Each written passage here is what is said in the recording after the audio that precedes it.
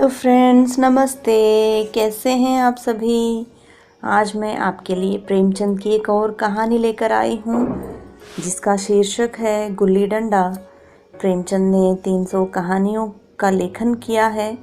गुल्ली डंडा उनमें से एक प्रसिद्ध कहानी है। गुल्ली डंडा कहानी को सुनने से पहले आप सभी से एक रिक्वेस्ट है, यदि आप पहली बार मेरे चैनल को देख रहे हैं तो कृपया सब्सक्राइब कर लें। यदि आपको वीडियो अच्छी लगे तो लाइक ज़रूर करिएगा, शेयर करें और कमेंट करिए, सब्सक्राइब ज़रूर कर लें। तो चलिए कहानी का आनंद उठाइए। हमारे अंग्रेजीदा दोस्त माने या ना माने, मैं तो यही कहूँगा कि गुल्ली डंडा सब खेलों का राजा है। अब भी कभी लड़कों को गुल्ली डंडा खेलते देखता हूँ तो जी लोट-पोट हो जाता है कि इनके साथ जाकर खेलने लगूं। न लॉन की ज़रूरत, न कोर्ट की, न नेट की, न थापी की। मज़े से किसी पेड़ की एक टहनी काट ली, गुल्ली बना ली और 2 आदमी भी आ गए तो खेल शुरू हो गया। विलायती खेलों में सबसे बड़ा ऐब है कि उनके सामान महंगे होते हैं। जब तक कम से कम 1 सैकड़ा ना खर्च कीजिए, खिलाड़ियों में शुमार ही नहीं हो सकता। यह गुल्ली डंडा है कि बिना हर फिटकरी के चोखा रंग देता है। पर हम अंग्रेज़ी चीज़ों के पीछे ऐसे दीवाने हो रहे हैं कि अपनी सभी चीज़ों से अरुचि हो गई है। हमारे स्कूलों में हर एक लड़के से 3-4 रुपए सालाना केवल खेलने की फीस ली जाती है। किसी को यह नहीं सूझता कि भारतीय खेल खिलाएं जो बिना दाम कौड़ी के खेले जाते हैं। अंग्रेज़ी खेल उनके लिए है जिनके पास धन है। गरीब लड़कों के सिर क्यों यह व्यसन मढ़ते हो। ठीक है, गुल्ली से आंख फूट जाने का भय रहता है, तो क्या क्रिकेट से सिर फूट जाने, तिल्ली फट जाने, टांग टूट जाने का भय नहीं रहता। अगर हमारे माथे में गुल्ली का दाग आज तक बना हुआ है तो हमारे कई दोस्त ऐसे भी हैं जो थापी को बैसाखी से बदल बैठे। खैर, यह अपनी अपनी रुचि है। मुझे गुल्ली ही सब खेलों से अच्छी लगती है और बचपन की मीठी स्मृतियों में गुल्ली ही सबसे मीठी है। वह प्रातःकाल घर से निकल जाना, वह पेड़ पर चढ़कर टहनियाँ काटना और गुल्ली डंडे बनाना, वह उत्साह, वह लगन, वह खिलाड़ियों के जमघटे, वह पदना और पदाना, वह लड़ाई झगड़े, वह सरल स्वभाव जिसमें छूत अछूत, अमीर गरीब का बिल्कुल भेद न रहता था, जिसमें अमीराना चोंचलों की, प्रदर्शन की, अभिमान की गुंजाइश ही न थी।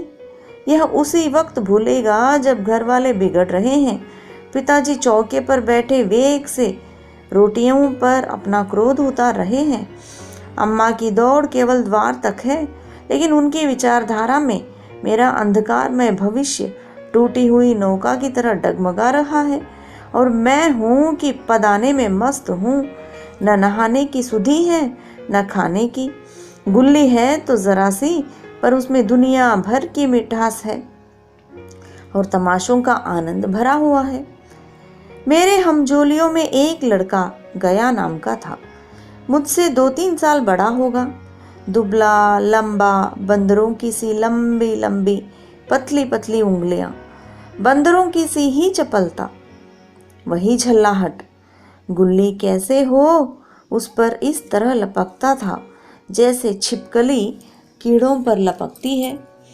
मालूम नहीं उसके माँ बाप थे या नहीं, कहाँ रहता था, क्या खाता था, पर था हमारे गुल्ली क्लब का चैंपियन। जिसकी तरफ वह आ जाए उसकी जीत निश्चित थी। हम सब उसे दूर से आते देख उसका दौड़कर स्वागत करते थे और उसे अपना गोइयां बना लेते थे। एक दिन हम और गया 2 ही खेल खेल रहे थे। वह पदा रहा था, मैं पद रहा था। मगर कुछ विचित्र बात है कि पदाने में हम दिन भर मस्त रह सकते हैं, पदना 1 मिनट का भी अखरता है। मैंने गला छुड़ाने के लिए सब चालें चली जो ऐसे अवसर पर शास्त्र विहित न होने पर भी क्षम्य हैं, लेकिन गया अपना दांव लिए बगैर मेरा पिंड न छोड़ता था। अनुनय विनय का कोई असर ना हुआ। मैं घर की ओर भागा। गया ने मुझे दौड़ कर पकड़ लिया और डंडा तान कर बोला, मेरा दांव देकर जाओ। पदाया तो बड़े बहादुर बनके, पदने की बेर क्यों भागे जाते हो? तुम दिन भर पदाओ तो मैं दिन भर पदता रहूं? हाँ, तुम्हें दिन भर पदना पड़ेगा, न खाने जाऊं न पीने जाऊं। हाँ, मेरा दांव दिए बिना कहीं नहीं जा सकते। मैं तुम्हारा गुलाम हूं। हाँ, मेरे गुलाम हो। मैं घर जाता हूँ, देखो मेरा क्या कर लेते हो। घर कैसे जाओगे? कोई दिल लगी है? दांव दिया है, दांव लेंगे। अच्छा, कल मैंने तुम्हें अमरूद खिलाया था, वह लौटा दो। वह तो पेट में चला गया। निकालो पेट से। तुमने क्यों खाया मेरा अमरूद? अमरूद तुमने दिया तब मैंने खाया, तुमसे मांगने ना गया था। जब तक मेरा अमरूद ना दोगे मैं दांव न दूंगा। मैं समझता था न्याय मेरी ओर है। आखिर मैंने किसी स्वार्थ से ही उसे अमरूद खिलाया होगा। कौन निस्वार्थ किसी के साथ सलूक करता है? भिक्षा तक तो स्वार्थ के लिए ही देते हैं। जब गया ने अमरूद खाया तो फिर उसे मुझसे दांव लेने का क्या अधिकार है? रिश्वत देकर तो लोग खून पचा जाते हैं। यह मेरा अमरूद यूं ही हजम कर जाएगा? अमरूद पैसे के 5 वाले थे, जो गया के बाप को भी नसीब ना होंगे। यह सरासर अन्याय था। गया ने मुझे अपनी ओर खींचते हुए कहा, मेरा दांव देकर जाओ। अमरूद समरूद मैं नहीं जानता, मुझे न्याय का बल था। वह अन्याय पर डटा हुआ था। मैं हाथ छुड़ाकर भागना चाहता था, वह मुझे जाने न देता था। मैंने गाली दी, उसने उससे कड़ी गाली दी, और गाली नहीं, 2-1 चांटा जमा दिया। मैंने उसे दांत काट लिया, उसने मेरी पीठ पर डंडा जमा दिया। मैं रोने लगा। गया मेरे इस अस्त्र का मुकाबला न कर सका, भागा। मैंने तुरंत आंसू पोंछ डाले, डंडे की चोट भूल गया और हंसता हुआ घर में जा पहुंचा। मैं थानेदार का लड़का एक नीच जात के लौंडे के हाथों पिट गया। यह मुझे उस समय भी अपमानजनक मालूम हुआ, लेकिन घर के किसी से शिकायत ना की। उन्हीं दिनों पिताजी का वहां से तबादला हो गया। नई दुनिया देखने की खुशी में ऐसा फूला कि अपने हमजोलियों से बिछुड़ जाने का बिल्कुल दुख ना हुआ। पिताजी दुखी थे, यह बड़ी आमदनी की जगह थी। अम्मा जी भी दुखी थी, यहाँ सब चीज़ें सस्ती थी और मोहल्ले की स्त्रियों से घराव सा हो गया था। लेकिन मैं मारे खुशी के फूले न समाता था, लड़कों से जीट उड़ा रहा था। वहाँ ऐसे घर थोड़े ही होते हैं, ऐसे ऐसे ऊंचे घर हैं कि आसमान से बातें करते हैं। वहाँ के अंग्रेजी स्कूल में कोई मास्टर लड़कों को पीटे तो उसे जेल हो जाए। मेरे मित्रों की फैली हुई आंखें और चकित मुद्रा बतला रही थी कि मैं उनकी निगाह में कितना ऊंचा उठ गया हूँ। बच्चों में मिथ्या को सत्य बना लेने की वह शक्ति है जिसे हम, जो सत्य को मिथ्या बना लेते हैं, क्या समझेंगे। उन बेचारों को मुझसे कितनी स्पर्धा हो रही थी। मानो कह रहे थे, तुम भाग्यवान हो भाई, जाओ, हमें तो इस उजड़ ग्राम में जीना भी है और मरना भी है। 20 साल गुजर गए। मैंने इंजीनियरिंग पास की और उसी जिले का दौरा करता हुआ उसी कस्बे में पहुंचा और डाक बंगले में ठहरा। उस स्थान को देखते ही इतनी मधुर बाल स्मृतियां हृदय में जाग उठी कि मैंने छड़ी उठाई और कस्बे की सैर करने निकला। आंखें किसी प्यासे पथिक की भांति बचपन के उन क्रीड़ा स्थलों को देखने के लिए व्याकुल हो रही थी, पर उस परिचित नाम के सिवा वहां और कुछ परिचित न था। जहां खंडहर था, पक्के मकान खड़े थे।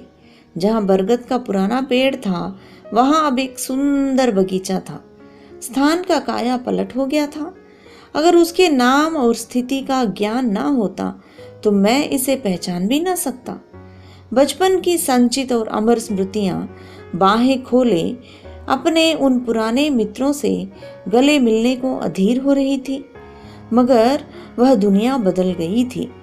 ऐसा जी होता था कि उस धरती से लिपट कर रोऊं और कहूं, तुम मुझे भूल गई, मैं तो अब भी तुम्हारा वही रूप देखना चाहता हूँ।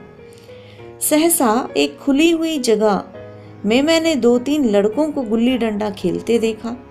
एक क्षण के लिए मैं अपने को बिल्कुल भूल गया कि मैं एक ऊंचा अफसर हूँ, साहबी ठाठ में, रौब और अधिकार के आवरण में।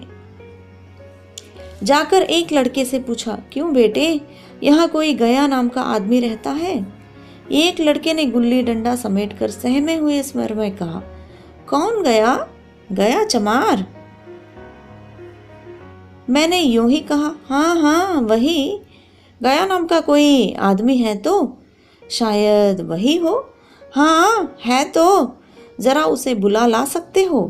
लड़का दौड़ा हुआ गया और एक क्षण में एक 5 हाथ के काले देव को साथ लिए आता दिखाई दिया। मैं दूर ही से पहचान गया। उसकी ओर लपकना चाहता था कि उसके गले लिपट जाऊं, पर कुछ सोच कर रह गया। बोला, कहो गया, मुझे पहचानते हो? गया ने झुककर सलाम किया। हाँ मालिक, भला पहचानूंगा क्यों नहीं। आप मजे में रहे? बहुत मजे में। तुम अपनी कहो। डिप्टी साहब का साइज हूँ। मतई, मोहन, दुर्गा यहाँ सब कहाँ हैं? कुछ खबर है? मतई तो मर गया, दुर्गा और मोहन दोनों डाकिये हो गए हैं। आप? मैं तो जिले का इंजीनियर हूँ। सरकार तो पहले ही बड़े ज़हीन थे। आप कभी गुल्ली डंडा खेलते हो? गया ने मेरी ओर प्रश्न की आंखों से देखा। अब गुल्ली डंडा क्या खेलूंगा सरकार, अब तो पेट के धंधे से छुट्टी नहीं मिलती। आओ आज हम तुम खेलें, तुम पदाना हम पदेंगे, तुम्हारा एक दांव हमारे ऊपर है, वह आज ले लो। गया बड़ी मुश्किल से राजी हुआ। वह ठहरा टके का मजदूर, मैं एक बड़ा अफसर, हमारा और उसका क्या जोड़। बेचारा झेप रहा था, लेकिन मुझे भी कुछ कम झेप ना थी। इसलिए नहीं कि मैं गया के साथ खेलने जा रहा था, बल्कि इसलिए कि लोग इस खेल को अजूबा समझकर इसका तमाशा बना लेंगे और अच्छी खासी भीड़ जम जाएगी। उस भीड़ में वह आनंद कहाँ रहेगा, पर खेले बगैर तो रहा नहीं जाता था। आखिर निश्चय हुआ कि दोनों जने बस्ती से दूर जाकर एकांत में खेलें। वहाँ कौन कोई देखने वाला बैठा होगा। मजे से खेलेंगे और बचपन की उस मिठाई की खूब रस लेकर खाएंगे। मैं गया को लेकर डाक बंगले पर आया और मोटर में बैठकर दोनों मैदान की ओर चले। साथ में एक कुल्हाड़ी ले ली। मैं गंभीर भाव धारण किए हुए था, लेकिन गया इसे अभी तक मजाक ही समझ रहा था। फिर भी उसने मुख पर उत्सुकता या आनंद का कोई चिन्ह न था। शायद वह हम दोनों में जो अंतर हो गया था वह सोचने में मग्न था। मैंने पूछा, तुम्हें कभी हमारी याद आई थी गया? सच कहना। गया झेमता हुआ बोला, मैं आपको क्या याद करता हुजूर, किस लायक हूँ। भाग में आपके साथ कुछ दिन खेलना बदा था, नहीं मेरी क्या गिनती। मैंने कुछ उदास होकर कहा, लेकिन मुझे तो बराबर तुम्हारी याद आती थी। तुम्हारा वह डंडा जो तुमने तान कर जमाया था, याद है ना? गया ने पछताते हुए कहा, वह लड़कपन था सरकार, उसकी याद न दिलाओ। वाह, वह मेरे बाल जीवन की सबसे रसीली याद है। तुम्हारे उस डंडे में जो रस था वह तो अब न आदर सम्मान में पाता हूँ न धन में। कुछ ऐसी मिठास थी उसमें कि आज तक उससे मन मीठा होता रहता है। इतनी देर में हम बस्ती से कोई 3 मील निकल आए हैं। चारों तरफ सन्नाटा है। पश्चिम की ओर कोसों तक भीमताल फैला हुआ है, जहां आकर हम किसी समय कमल के पुष्प तोड़ ले जाते थे और उसके झुमके बनाकर कानों में डाल लेते थे।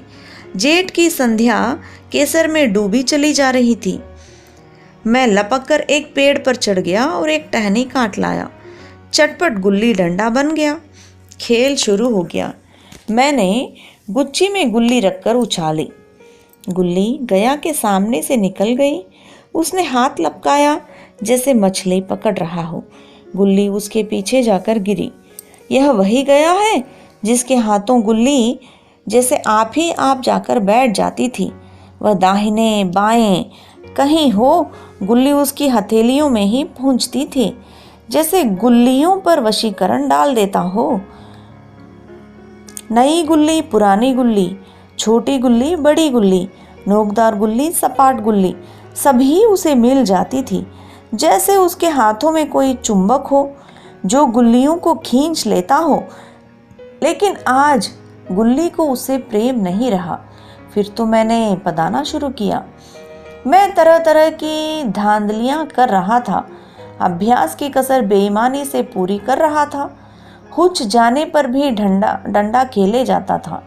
हालांकि शास्त्र के अनुसार गया की बारी आनी चाहिए थी। गुल्ली पर जब ओछी चोट पड़ती और वह जरा दूर पर गिर पड़ती तो मैं झटपट उसे खुद उठा लेता और दोबारा डांड लगाता। गया यह सारी बेकायदगियां देख रहा था पर कुछ न बोलता था, जैसे उसे वह सब कायदे कानून भूल गए। उसका निशाना कितना अचूक था। गुल्ली उसके हाथ से निकलकर टन से डंडे में आकर लगती थी। उसके हाथ से छूटकर उसका काम था डंडे से टकरा जाना। लेकिन आज वह गुल्ली डंडे में लगती ही नहीं। कभी दाहिने जाती है, कभी बाएं, कभी आगे, कभी पीछे। आध घंटे पदाने के बाद एक बार गुल्ली डंडे में आ लगी। मैंने धांधली की, गुल्ली डंडे में नहीं लगी। बिल्कुल पास से गई लेकिन लगी नहीं। गया ने किसी प्रकार का असंतोष न प्रकट किया। न लगी होगी, डंडे में लगती तो क्या मैं बेईमानी करता? नहीं भैया, तुम भला बेईमानी करोगे? बचपन में मजाल था कि मैं ऐसा घपला करके जीता बचता। यही गया गर्दन पर चढ़ बैठता। लेकिन आज मैं उसे कितनी आसानी से धोखा दिए चला जाता था। गधा है, सारी बातें भूल गया। सहसा गुल्ली फिर डंडे में लगी और इतने जोर से लगी जैसे बंदूक छूटी हो। इस प्रमाण के सामने अब किसी तरह की धांधली करने का साहस मुझे इस वक्त भी ना हो सका। लेकिन क्यों ना एक बार सच को झूठ बनाने की चेष्टा करूं? मेरी हरज ही क्या है? मान गया तो वाह वाह, नहीं तो दो चार हाथ पदना ही तो पड़ेगा। अंधेरे का बहाना करके जल्दी से गला छुड़ा लूंगा। फिर कौन दांव देने आता है? गया ने विजय के उल्लास में कहा। लग गई, लग गई, टन से बोली। मैंने अनजान बनने की चेष्टा करके कहा, तुमने लगते देखा? मैंने तो नहीं देखा। टन से बोली है सरकार, और जो किसी ईंट में लग गई हो। मेरे मुख से वह वाक्य उस समय कैसे निकला, इसका मुझे कुछ खुद आश्चर्य है। इस सत्य को झुठलाना वैसे ही था जैसे दिन को रात बताना। हम दोनों ने गुल्ली को डंडे में जोर से लगते देखा था, लेकिन गया ने मेरा कथन स्वीकार कर लिया। हाँ, किसी ईंट में ही लगी होगी। डंडे में लगती तो इतनी आवाज ना आती। मैंने फिर पदाना शुरू कर दिया, लेकिन इतनी प्रत्यक्ष धांधली कर लेने के बाद गया की सरलता पर मुझे दया आने लगी। इसलिए जब तीसरी बार गुल्ली डंडे में लगी तो मैंने बड़ी उदारता से दांव देना तय कर दिया।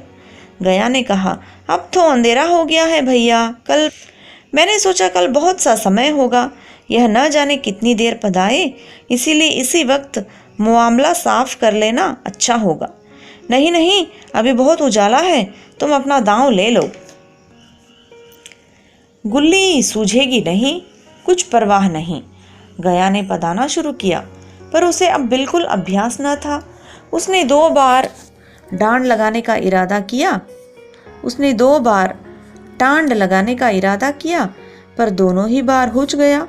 1 मिनट से कम में वह दांव पूरा कर चुका। बेचारा घंटा भर पदा, पर 1 मिनट ही में अपना दांव खो बैठा। मैंने अपने हृदय की विशालता का परिचय दिया।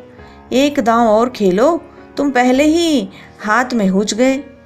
नहीं भैया, अब अंधेरा हो गया, तुम्हारा अभ्यास छूट गया। क्या कभी खेलते नहीं? खेलने का समय कहाँ मिलता है भैया। हम दोनों मोटर पर जा बैठे और चिराग जलते जलते पड़ाव पर पहुंच गए। गया चलते चलते बोला, कल यहाँ गुल्ली डंडा होगा, सभी पुराने खिलाड़ी खेलेंगे, आप भी आओगे? जब आपको फुर्सत हो तभी खिलाड़ियों को बुलाऊं। मैंने शाम का समय दिया और दूसरे दिन मैच देखने आया। कोई 10-10 आदमियों की मंडली थी। कई मेरे लड़कपन के साथी निकले। अधिकांश युवक थे जिन्हें मैं पहचान ना सका। खेल शुरू हुआ। मैं मोटर पर बैठा बैठा तमाशा देखने लगा। आज गया का खेल, उसका वह नैपुण्य देखकर मैं चकित हो गया। टाण लगाता तो गुल्ली आसमान से बातें करती। कल की सी वह झिझक, वह हिचकिचाहट, वह बेदिली आज न थी। लड़कपन में जो बात थी आज उसने प्रौढ़ता प्राप्त कर ली थी। कहीं कल इसने मुझे इस तरह पदाया होता तो मैं जरूर रोने लगता। उसके डंडे की चोट खाकर गुल्ली 200 गज की खबर लाती थी। पदने वालों में एक युवक धांधली की। उसने अपने विचार में गुल्ली लोक ली थी।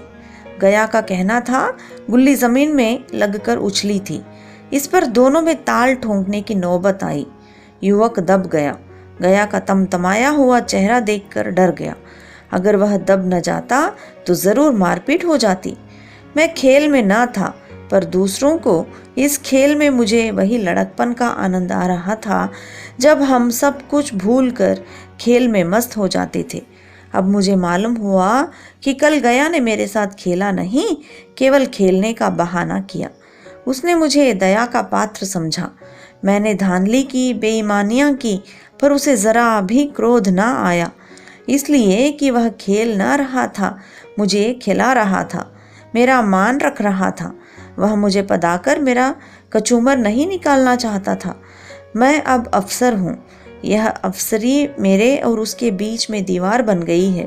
अब मैं उसका लिहाज पा सकता हूँ, अदब पा सकता हूँ, साहचर्य नहीं पा सकता। लड़कपन था तब मैं उसका समकक्ष था, इसमें कोई भेद न था। यह पद पाकर अब मैं केवल उसकी दया के योग्य हूँ। वह मुझे अपना जोड़ नहीं समझता। वह बड़ा हो गया है, मैं छोटा हो गया हूँ।